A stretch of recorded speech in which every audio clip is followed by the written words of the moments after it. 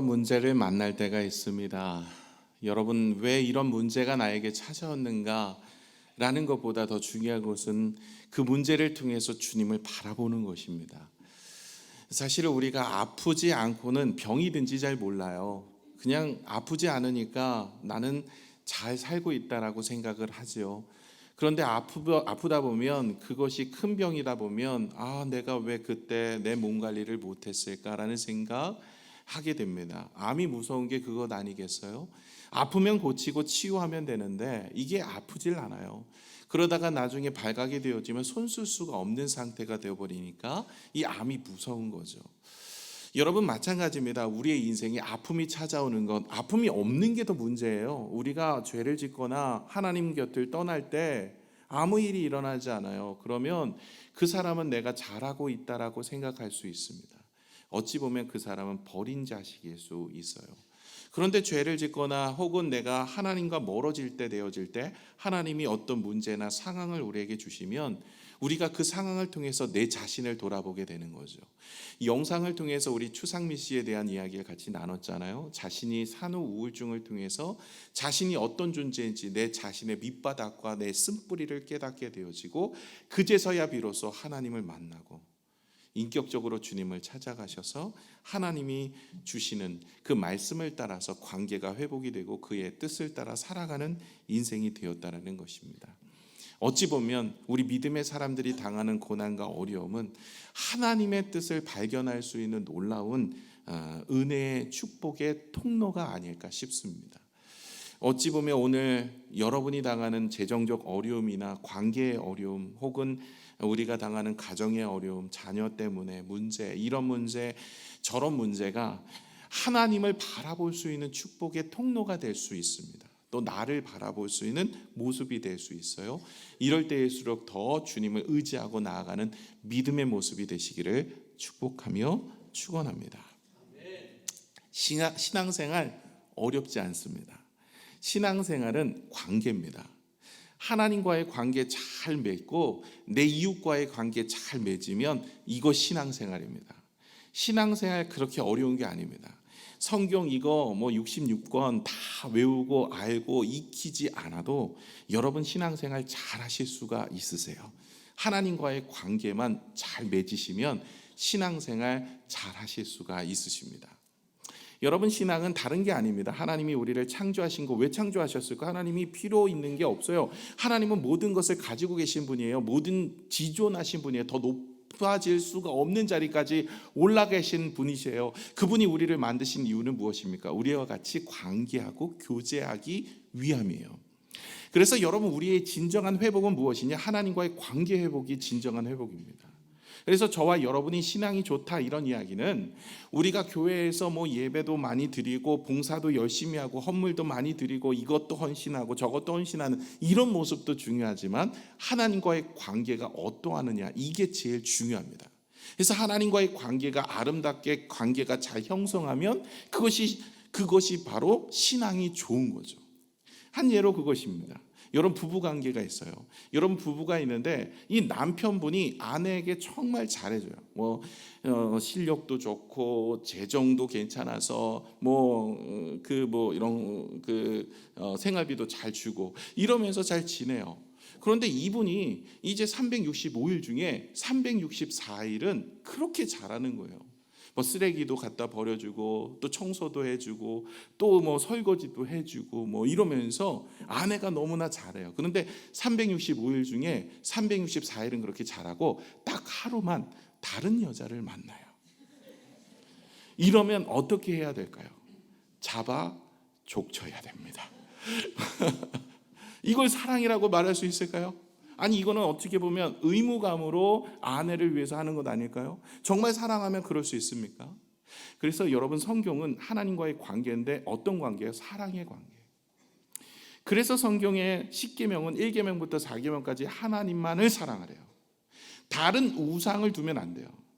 내가 하나님도 사랑하면서 다른 거 사랑하면 안 된다, 이 얘기를 하세요. 그래서 하나님과 겸하여 섬길 수 없다, 그것을 겸하여 섬기는 그것이 바로 우상이다 이라는 거예요. 부부관계를 보면 아는 거예요. 그래서 호세아서가 부부관계로 시작하는 거 아닙니까? 호세아가 음탕한 여인 고멜을 아내로 취해서 그 여인과 결혼하래요. 그 여인과 결혼을 했는데 이 여인이 다시 외도를 하는 거예요. 다시 찾아오래요. 이 이야기의 모습은 무엇입니까? 이 호세아가 고멜을 부부로 이렇게 맞이하는 것처럼 하나님이 이스라엘 백성들을 그렇게 사랑하는 것을 일깨워 주시고, 그 부부의 사랑처럼 한 사람만 사랑해야 되고 하나님만을 의지해야 되는데 이스라엘 백성들이 그렇게 하지 못했던 것입니다.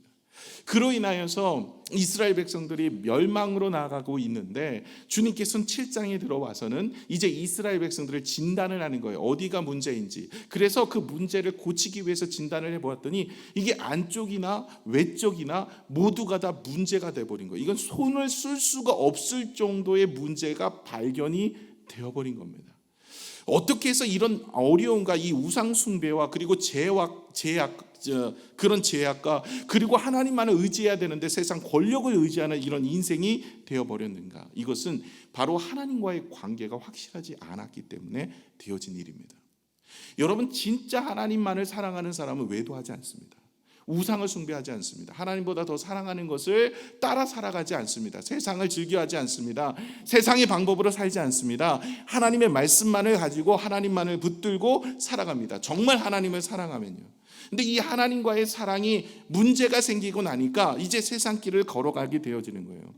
여러분, 이 관계를 사단이 이렇게 해치는 겁니다. 에덴 동산의 아담과 하와에게 찾아와서 그들에게 이야기한 게 뭐예요? 선악을 알게 하는 실과를 따먹어라. 그러면 하나님처럼 된다. 다시 말해 하나님과의 좋은 관계를 깨어버리는 게 사단의 전략이었어요. 하나님과의 관계를 깨어버리는 것, 이것이 사단의 전략입니다. 만약에 여러분이 오늘도 예배를 드리고 있거나 혹은 하나님의 말씀을 따라가거나 말씀을 의지하고 살거나 신앙생활을 하려고 노력을 하는데 이것이 잘 안 돼요. 그렇다면 그 안 되는 그것이 바로 사단의 전략이에요. 그것이 무엇이든 간에 내가 하나님과의 관계에 있어서 자꾸만 깨어지는, 하나님을 예배하지도 못하게 하고 하나님을 의지하지 못하게 하고 하나님께 나아가지 못하게 하는 그것이 바로 사단이 우리에게 사용하시는 전략입니다. 여러분, 그것이 무엇인지 돌아보시고 2023년도 마무리하는 이 12월 한 달 저와 여러분이 신앙의 마무리를 잘 하셔서 우리 신앙이 괜찮다라고 생각하지만 사실은 이스라엘 백성들 가장 호황기입니다. 지금 이 호세아서를 쓸 때가 이스라엘 백성들의 가장 호황기, 솔로몬의 영광이 바로 이 여로보암 2세 때 일어난 일이거든요. 모든 것이 하나님이 주신 축복으로 잘 되고 남편도 잘 되고 자녀도 잘 되고 사업도 잘 되고 건강도 하고 뭐 이것저것 잘 되어지는 거예요. 이런 상황 속에 그들이 마음에 하나님께서 원치 않은 죄악들이 있다는 것을 호세아서를 통해서 알게 하는 거죠. 아직은 그들이 나는 잘 믿고 있어, 나 신앙 괜찮아, 그러니까 하나님께서 이렇게 축복을 주셔서 이런 삶을 살아가는 것 아니야? 이럴 때 조심해야 되는 거예요. 그래서 지난주에 우리 같이 나눈 것처럼 그들은 뒤집지 않은 그 전병과 같다. 위에는 그럴듯하게 아직도 익지 않고 괜찮아 보이지만 밑에는 뒤집지 않았기 때문에 타들어가고 있는 그들의 모습들을 우리에게 일깨워 주시면서 괜찮은 신앙인처럼 보이나 네 속을 들여다보고 네 마음을 들여다봐서 네가 정말 하나님을 사랑하는 마음으로 예배하고 있는지, 봉사하고 있는지, 헌신하고 있는지를 살펴보라고 주님께서는 오늘도 이 말씀을 우리에게 허락하고 계십니다. 여러분, 하나님과의 관계 어떠세요? 괜찮으십니까? 여러분, 하나님과의 관계 괜찮으세요? 나중에 천국 가서 뭐라고 인사하시겠어요? 말씀 많이 들었습니다. 이렇게 인사하시면 안 됩니다. 아시겠죠? 여러분, 말씀 많이 들었습니다는 나하고 관계없는데 목사님이 말씀해 주셔서 설명 많이 들었다, 이 얘기인데요. 여러분, 하나님과 관계하셔야 돼요. 하나님과 동행하셔야 돼요. 하나님과 함께하는 믿음의 모습으로 사셔야 할 줄로 믿습니다. 요한복음 15장 4절에서 5절의 말씀을 한번 볼까요? 시작. 내 안에 거하라, 나도 너희 안에 거하리라. 가지가 포도나무에 붙어있지 아니하면 스스로 열매를 맺지 수 없지. 너희도 내 안에 있지 아니하면 그러하리라. 나는 포도나무요, 너희는 가지라. 그가 내 안에, 내가 그 안에 거하면 사람이 열매를 많이 맺나니 나를 떠나서는 너희가 아무것도 할 수 없음이라. 아멘. 이 요한복음 15장의 핵심은 포도나무 비유입니다. 이 비유의 주제가 무엇이냐면 열매 맺는 인생 아니에요. 주님과 동행하는 인생이에요. 여러분, 주님과 동행하는 인생으로 살면 내가 너 안에 너가 내 안에 주님과 함께 살아가는 인생은 열매를 많이 맺는다라는 거예요. 우리는 열매 초점을 가지고 살아갑니다. 하나님 내게 열매를 주세요, 은혜를 주세요, 뭐 이런 초점을 맞추고 있지만 사실은 여기에 가장 큰 핵심은 주님과 동행하는 삶입니다. 주님께 붙어 있으면 주님께서 그 열매는 가지를 통해서 맺게 만드신다, 이 얘기입니다. 그러니 우리는 내가 힘쓰고 노력해서 열매를 맺어지는 것이 아니라 우리는 주님과 동행하는 삶을 살아가면 우리가 성령의 9가지 열매, 갈라디아서 5장에 나오는 그런 열매들이 우리의 삶 속에 맺어지는 거예요. 그래서 저와 여러분은 어떻게 하시면 됩니까? 주님과 관계만 잘 맺으시면 하나님께서 우리를 통해서 놀라운 일들을 이루어 간다라는 것입니다. 여러분, 성경의 창세기에 아브라함을 뭐라고 부릅니까? 믿음의 조상이라고 불러요. 근데 아브라함이 특별히 무엇을 했길래 믿음의 조상이라고 부를 만한 무엇이 있어요? 여러분, 아브라함이 뭘 했습니까? 아브라함의 업적이 뭐예요?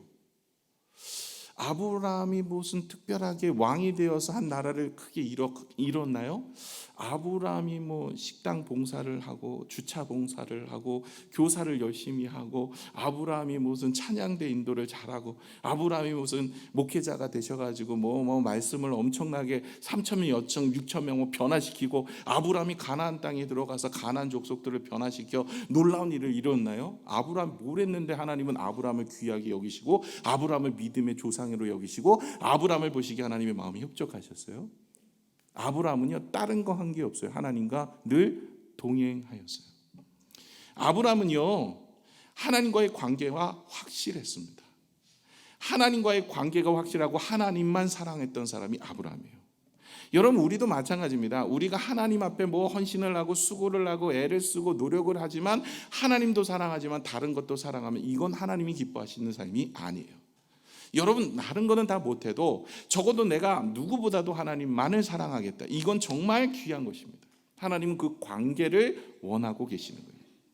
아브라함이 히브리서 11장 17절에 19절에 그의 아들 이삭을 드렸던 이유가, 그 모습이 설명되어지고 있어요. 한번 읽어볼까요? 시작. 아브라함은 시험을 받을 때 믿음으로 이삭을 드렸으니 그는 약속을 받은 자로 돼 그 외아들은 드렸느니라. 그에게 이미 말씀하시기를 내 자손이라 칭할 자는 이삭으로 말미암으리라 하셨으니 그가 하나님이 능히 이삭을 죽은 자 가운데서 다시 살리실 줄을 생각한지라.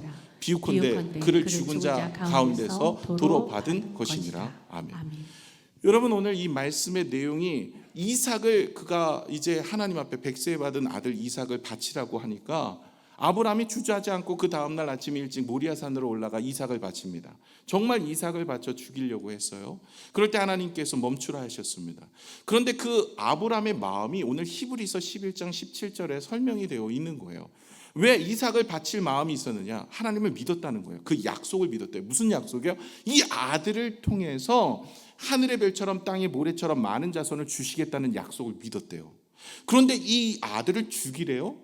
그런데 이 아들을 죽이면 끝나는 거 아니에요? 그런데 오늘 19절에 뭐래요? 그럼에도 불구하고 이 아들을 다시 살릴 것을 믿었다는 거예요. 이 아브라함의 믿음이 어느 정도인지 아시겠죠? 이 아브라함은요, 이 이삭을 바치려고 했던 이유가, 그 마음의 중심이 하나님에 대한 신뢰함이 있었어요. 하나님은 반드시 이 아들을 통해서 놀라운 일들을 이루어 가신다는 거예요. 그것에 대해서 믿음의 신뢰감이 있어요. 이것이 가장 관계의 중요함이 있습니다. 여러분, 남편 믿으세요? 네, 한 분만 아멘. 예, 여러분 아내 믿으세요, 남편분들? 한 분만 또 아멘. 대부분 안 믿으시나 봐요. 그냥 전우애로 살아가는 거죠. 의무가 근데 여러분 보시면 아내를 믿고 남편을 믿고 신뢰감 있잖아요. 부부 사이에 신뢰가 있어야 되죠. 신뢰가 깨지면 믿지를 않는 거죠. 그러면은 그 남편에 대해서 신뢰를 깨지고 그러면 그 남편과 살아가는 것 자체가 너무 힘든 겁니다. 여러분, 하나님에 대한 신뢰감이 아브라함은 있었던 거예요. 그가 믿음의 조상이 될 수 있었던 이유는 하나님이 약속하셨던 말씀, 이 이삭을 통해 이루실 것을 말씀하셨던 그 약속을 믿었기 때문에 죽여도 다시 살려서 하나님의 놀라운 계획을 이루실 것이다. 한 번도 경험한 적이 없었던 사람이 죽고 사는 것을 한 번도 아브라함은 본 적도 경험한 적도 없었지만 그것을 믿었던 거예요. 노아도 마찬가지예요. 하늘에서 비가 내려 한 번도 비를 본 적이 없었지만 말씀의 약속을 믿었던 거예요. 이게 하나님과의 관계에 있어서 가장 중요한 신뢰입니다. 저와 여러분에게도 무엇이 중요합니까? 오늘도 하나님의 약속의 말씀인 이 성경이 곧 나의 삶 속에 이루어질 것이고 나의 삶을 축복으로 인도해 주실 것이고 내가 죽은 다음엔 천국으로 하나님께서 이끌어 주신다는 그 말씀이 구원의 역사의 이야기가 쓰여져 있는 이 내용이 내가 믿어지기 때문에 오늘도 예배를 하고 하나님을 찬양하고 하나님의 영광을 돌리는 인생으로 살아낼 수 있는 겁니다. 신뢰입니다. 여러분, 하나님과의 관계가 아름답다, 은혜가 된다, 하나님과의 관계가 좋다, 안 좋다라는 것은 하나님을 얼마나 신뢰하고 있느냐가 중요한 거죠. 믿음의 조상이었던 아브라함은 그 정도로 하나님을 신뢰했던 거예요. 이 이삭이 죽어도 도로 살릴 것이다. 내 인생에 중요한 것이 다 없어져도 하나님은 다시 살아나게 만드실 것이다. 내 인생에 무너지는 상황이 놓여 있어도 하나님은 절대 나를 놓지 않으시고 나를 끝까지 붙들어 주실 것이다 라는 믿음, 그 믿음이 있는 신뢰감, 여러분, 그것이 바로 하나님과 동행하는 인생이요, 하나님과의 관계가 확실한 인생입니다. 다윗이 아골골짝을 지날 때 그가 아둘람 굴에 들어가서 정말 사울 왕에게 쫓기고 다 죽을 환경에도 그는 내 영혼아 깰지어다, 내가 지파와 수금아 깰지어다, 내가 주님을 찬양할지어다. 정말 죽음의 문턱에 놓여 있고 정말 어둠 속에 놓여 있어서 한 줄의 빛도 없는 그 절망의 상황 속에서도 하나님을 신뢰하고 있는 다윗. 그러므로 하나님은 그 다윗을 통해 놀라운 일들을 이루어 가십니다. 저와 여러분의 인생 가운데 이런저런 일 만날 수 있어요. 그러나 여러분, 하나님을 신뢰하십시오. 그리고 하나님께 나아가시면 하나님이 우리의 인생을 붙드실 줄로 믿습니다. 추상민 씨가 산후 우울증 때문에 죽으려고 했던 그 4년 5년의 긴 시간들, 그 속에서 하나님을 만나고 다시 그는 일어나서 하나님과의 깊은 교제를 가졌다 그랬죠. 하나님과의 관계가 회복되고 나니까 하나님이 주신 비전이 무엇인지 묻기에 되어지고 그 비전을 따라 살아가는 인생이 되었습니다. 저와 여러분이 그런 인생 되시기를 축원합니다. 제가 왜 이런 이야기를 지금 하고 있냐면 이 호세에서에 나오는 북이스라엘은 하나님과의 관계가 깨어져 버렸어요. 이제는 그들은 우상을 숭배하며 하나님과 멀어졌습니다. 여러분, 우상을 숭배했다는 것 자체가 하나님보다 더 사랑하는 게 있거나 하나님만큼 사랑하는 것이 있다라는 얘기예요. 두 집 살림을 살고 있는 거죠. 하나님께도 예배를 드리고 우상에게도 제사를 드리는 그런 안타까운 인생으로 살아가는 북이스라엘, 그들의 인생의 결론이 오늘 우리가 살펴보고 있는 내용인데, 그때 환경으로는 아니 뭐 너무나 좋은 환경이에요. 정말 화려한 인생을 살아가고 있어요. 그들은 자녀도 잘 되죠, 사업도 잘 되죠, 가정도 괜찮죠, 건강하죠, 무엇보다 기도해도 괜찮죠, 예배도 열심히 드리고 있고 나름대로 괜찮았던 상황인데 하나님이 호세아를 통해서 그들의 마음이 떠나 있는 인생의 모습, 그래서 하나님께서는 그들을 이 말씀을 통해서 일깨워 주시는 거예요. 어찌 보면 우리도 나 모태신앙으로 어찌 보면 어렸을 때부터 신앙생활 잘하고 있는 건 아니야. 나 예배도 잘 드리고 믿음생활 잘하고 내가 예전에 봉사도 많이 하고 헌신도 많이 했어. 내 신앙 괜찮은 거 아니야? 나는 구원받은 사람 아니야? 나는 하나님의 백성 아니야? 뭐 이렇게 생각할 수 있어요. 이것도 생각인 거예요. 생각의 자유는 있죠. 그러나 오늘 성경에서는 그 생각은 착각이라는 이야기를 하고 있는 거예요. 자, 1절을 한번 읽겠습니다. 1절 시작. 나팔을 내 입에 댈지어다. 원수가 독수리처럼 여호와의 집에 덮칠니 이는 그가 내 언약을 어기며 내 율법을 범함이로다. 나팔을 내 입에 댈지어다는 이제 나팔을 부는 거예요. 이제 전쟁이 시작되는 의미를 말하고 있고요. 또 이렇게 위기 상황 때 나팔을 그들은 불어요. 그래서 그 양각 나팔을 불게 되어지는데 그 나팔을 이제 입에 댈지어다. 이제 전쟁이 일어날 것이고 원수가 독수리처럼 여호와의 집에 덮치리니, 이 원수가 누구예요? 어떤 분들은 이걸 김정일이 이렇게 얘기를 해요. 여러분, 이 원수는 김정일이가 아닙니다. 성경에 나올 때만 해도 그때 북한이 없었어요. 이때는 이 원수는 아수르예요. 아수르가 이제 20년 만에 침공을 하는데 독수리처럼 갑자기 덮치게 되어지는데 여호와의 집에 덮치리니, 여호와의 집은 바로 북이스라엘을 일컫는 거예요. 그 덮치리니 이는 그들이 내 언약을 어기며 내 율법을 범합니다. 하나님만을 섬겨야 되는데 하나님만을 섬기지 않고 우상을 섬겼던, 하나님보다 더 사랑하는 그것으로 인하여서 하나님의 보호 안에 있을 수 없고 재앙이 임하게 됨을 말하고 있는 거예요. 2절을 같이 한번 또 읽어볼까? 시작. 이들이 장차 내게 부르짖기를 나를 하나님 나의 하나님 우리 이스라엘이 주를 아나이다 하리라. 나의 하나님이여 우리 이스라엘이 주를 아나이다. 두 가지를 이야기했어요. 그들이 어려움을 당해요. 이제는 고통 중에 있어요. 문제 앞에 있어요. 그럴 때 이제 나를 부를 것이다. 그들이 이제 어려움이 찾아오니까 부르지 않겠어요? 나를 부르기를 나의 하나님이여, 나의 하나님이여라는 의미가 뭔지 아세요? 나는 선민의식이다. 이게 이 얘기예요. 나의 하나님. 왜 하나님이 나의 하나님입니까? 이 사람들은 그렇게 부르는 이유가 하나님은 나를 택하였다, 나는 택한 백성이다, 이런 생각, 선민의식을 가지고 있어요. 나의 하나님이요, 이렇게 이야기하는 거예요. 우리도 마찬가지야. 하나님께서 나를 택하셔서 나도 예배도 드리고 나도 은혜도 받고, 내가 여기서 예배도 하나님을 바라보면 믿음 안에 사는 거야. 하나님이 어떤 환경 속에서 나를 지켜주실 거야, 이렇게 생각한다는 거죠.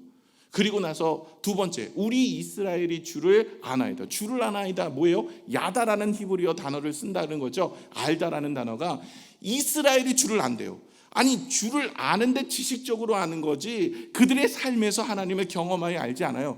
그들은 나름대로 자신이 세상 가운데 세상을 붙잡고 살아가요.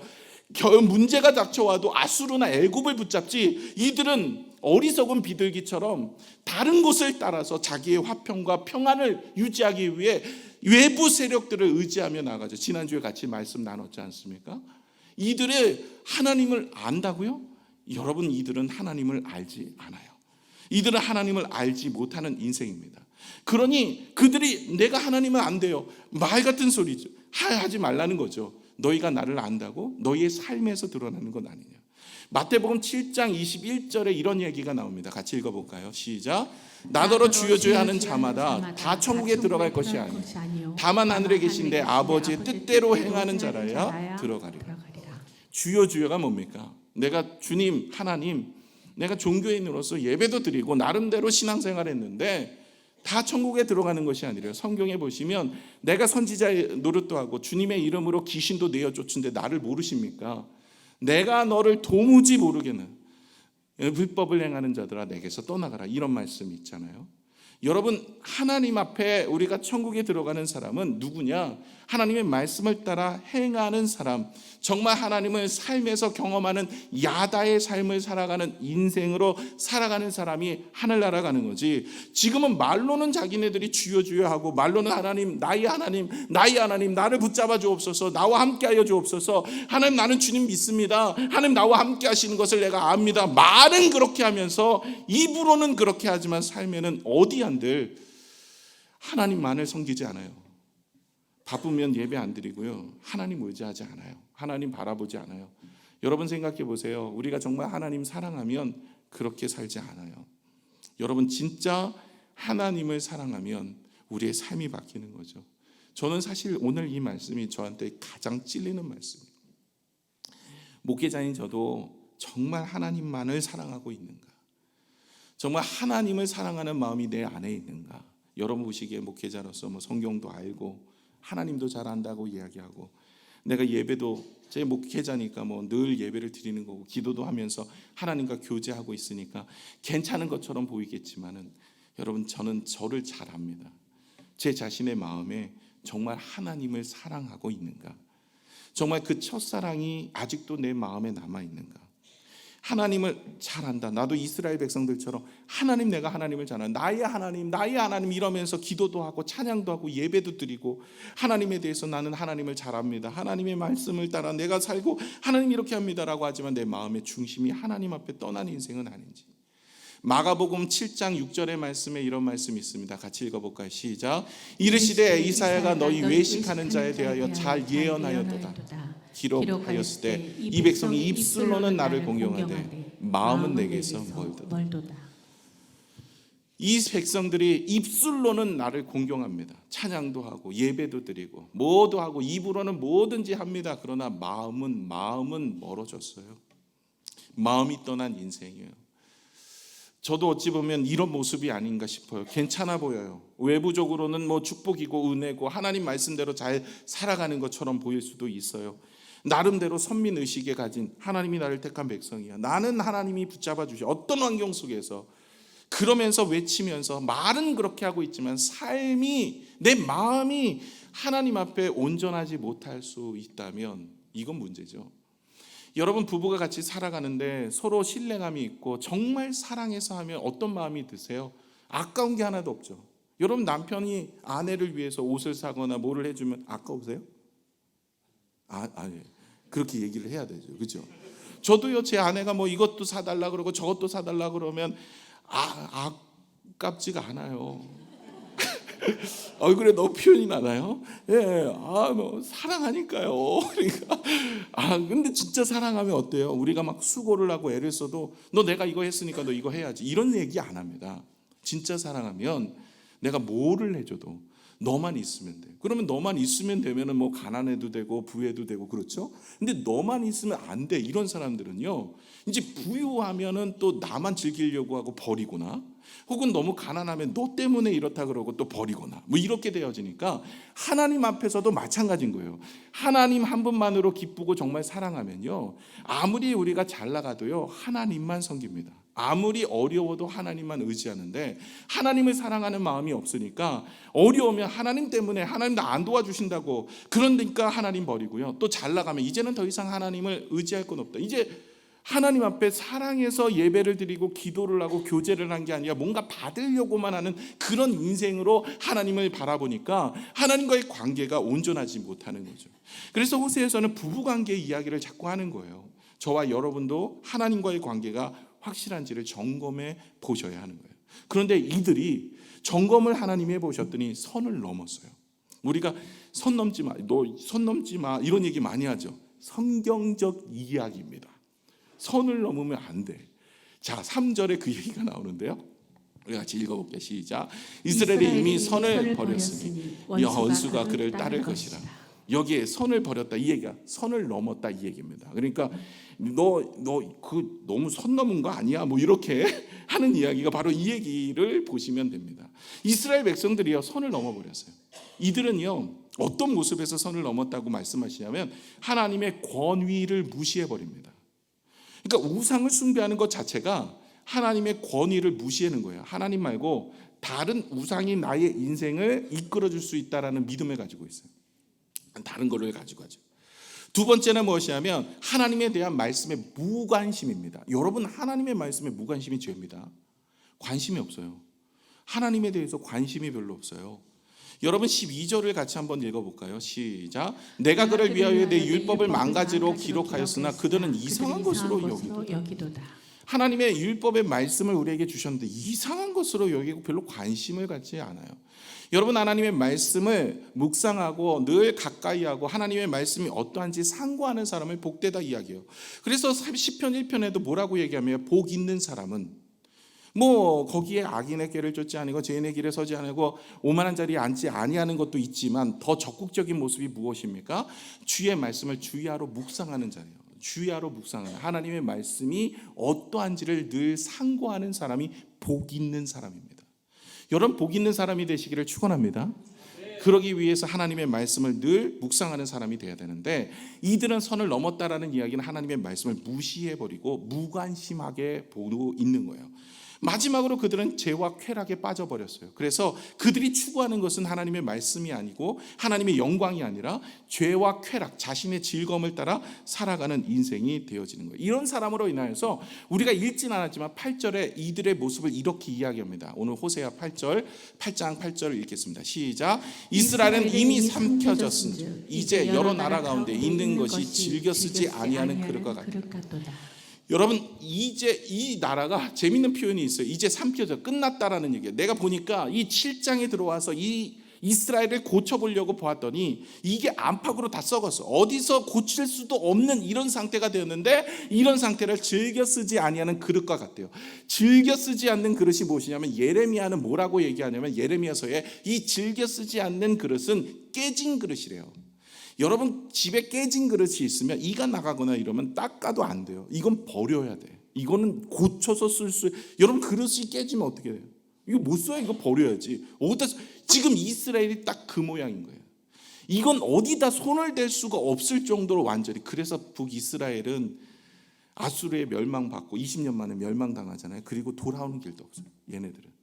그러니까 여러분 돌아오는 다니엘과 에스겔서에 나오는 그 포로 기한 때 이야기, 스룹바벨, 그다음 1차 기한 스룹바벨, 2차 기한 에스라, 3차 기한 느헤미야 이렇게 해서 돌아오거든요. 3차 기한을 해가지고 이스라엘이 다시 회복되고 그 나라가 세워져. 이건 북이스라엘에 해당되는 이야기가 아니에요.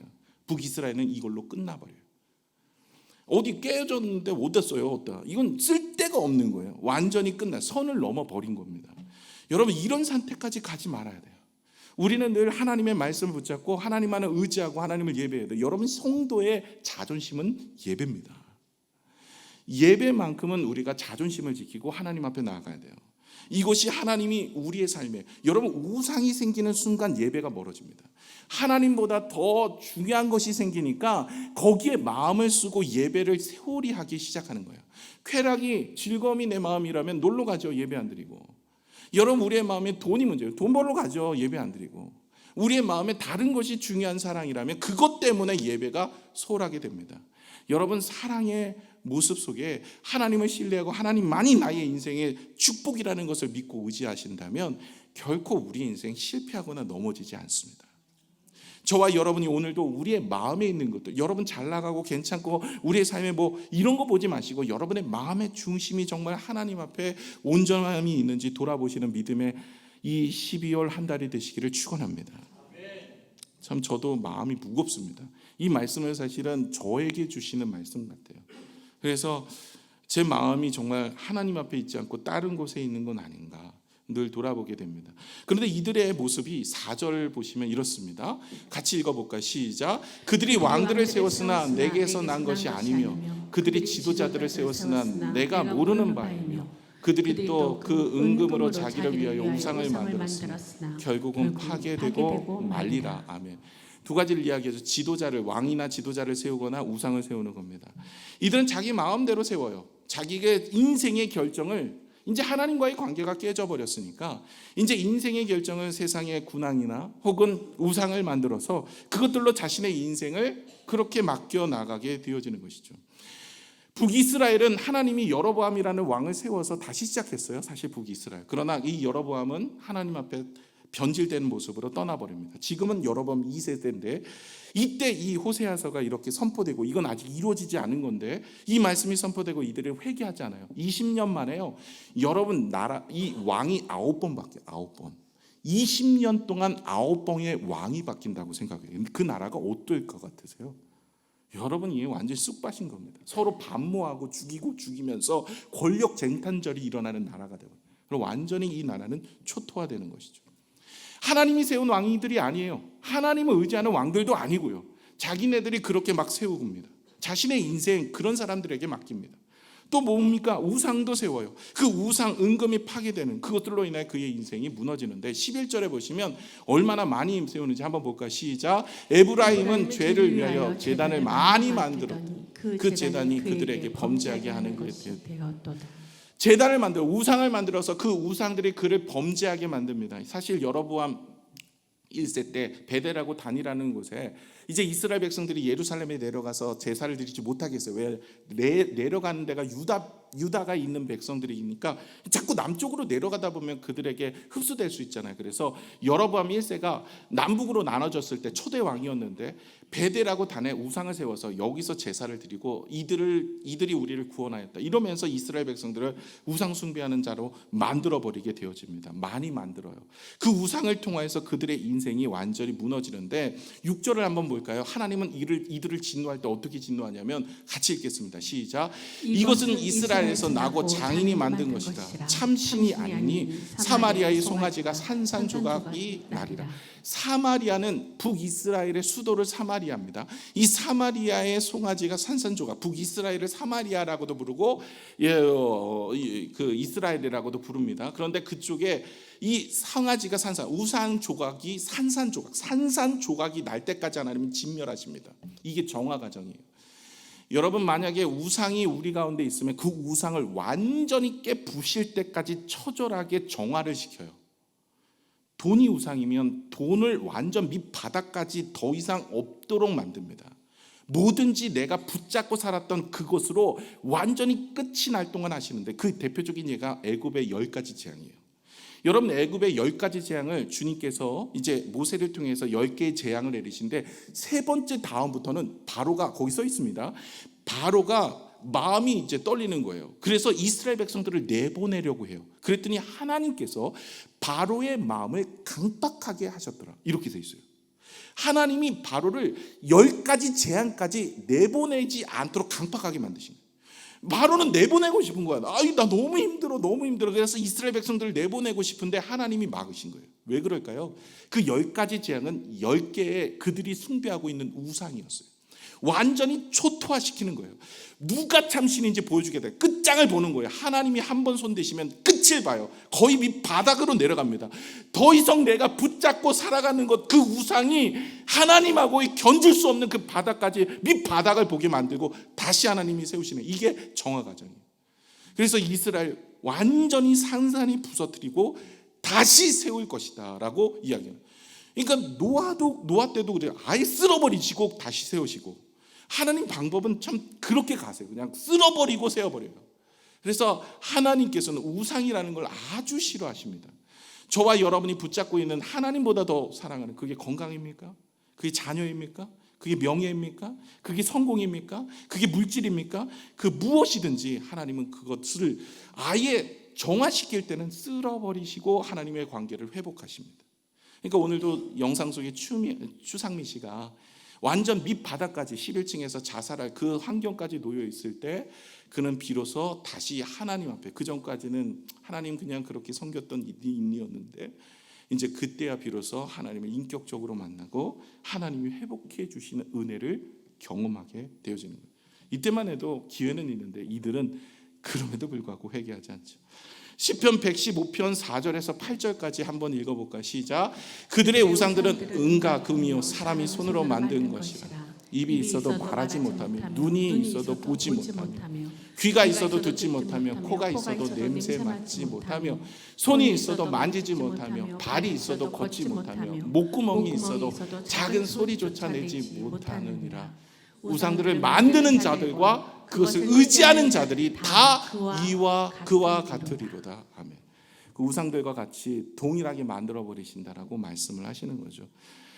저야 여러분이 이제 우리가 하나님 앞에 다시 돌아가야 돼요. 무엇보다 우리의 삶의 모습도, 그리고 우리의 마음도 하나님께 돌아가서 우리가 착각하며 살면 안 돼요. 우리가 하나님의 백성이, 나의 하나님 이러면서 하나님 앞에 택한 백성이고, 나는 하나님 내가 주여 하면서 내가 주님의 일들 열심히 봉사하고 헌신했으니 하나님 나를 고쳐주시고 회복해 주시고 은혜 주시고.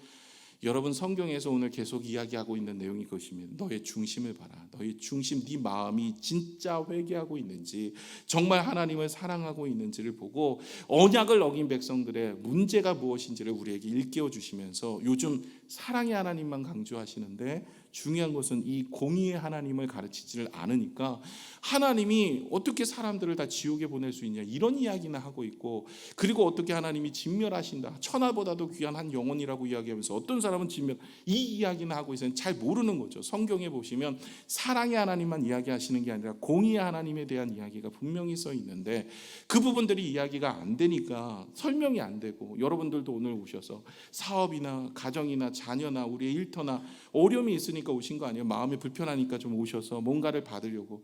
제가 여기 강단에서 어떤 얘기하면 여러분 마음 편하게 가실까요? 하나님이 여러분 붙드십니다. 하나님 그럼에도 끝까지 사랑하십니다. 하나님이 여러분의 모든 죄를 대속하십니다. 하나님께서 여러분을 지켜주십니다. 누구든지 기도하시면 기도하는 대로 하나님이 하늘을 여시고 응답하여 주십니다. 수많은 믿음의 사람들이 복을 받았습니다. 이런 얘기 들으시고 여러분이 마음의 평안을 얻고 돌아가시는 것도 중요하지만, 더 중요한 것은 우리의 모습이 죄 위에 부흥을 부어주시면 그 사람의 죄는 계속 이루어지기 때문에 하나님께서는 죄 위에 부흥을 부어주시지 않습니다.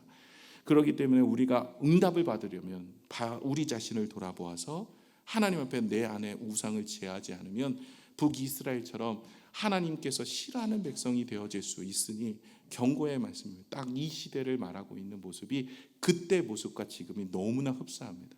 그러기에 저와 여러분이 오늘도 하나님의 말씀 앞에 돌아보아 믿음으로 승리하시기를 부탁을 드립니다. 오늘 13, 14절 읽고 마치겠습니다. 이들의 결론은 어떻게 마칠까요? 13, 14절입니다. 호세아 8장 시작. 그들이 내게 고기를 제물로 드리고 먹을지라도 여호와는 그것을 기뻐하지 아니하고 이제 그들의 죄악을 기억하여 그 죄를 벌하리니 그들은 애굽으로 다시 가리라. 이스라엘은 자기를 지으신 이를 잊어버리고 왕궁들을 세웠으며 유다는 견고한 성읍을 많이 쌓았으나 내가 그 성읍들을 불을 보내어 그 성들을 삼키게 하리라. 아멘. 기도하겠습니다.